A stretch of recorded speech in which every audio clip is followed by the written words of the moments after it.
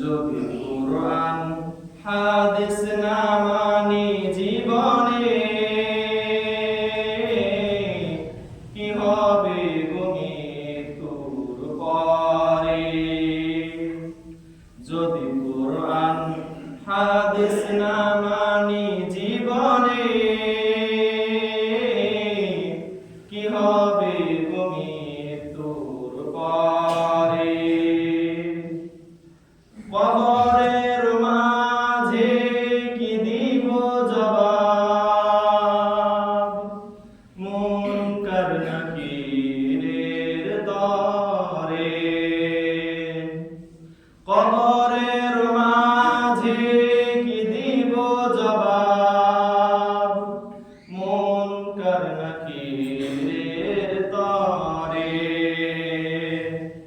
যদি কোরআন হাদিস না মানি জীবনে কি হবে গো মৃত্যুর পরে।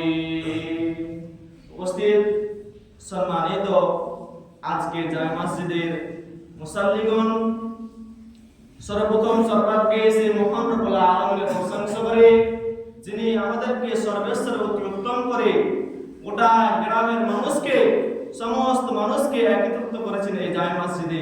তাই সকলে দিল খুলে, অন্তর খুলে মুহাব্বতের সাথে বলুন আলহামদুলিল্লাহ।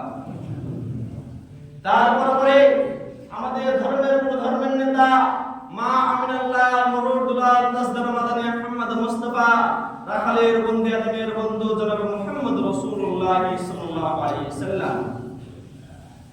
সম্মানিত হাজিরিন, সম্মানিত মসজিদের মুসাল্লি, আজকে আমি আপনাদের সম্মুখে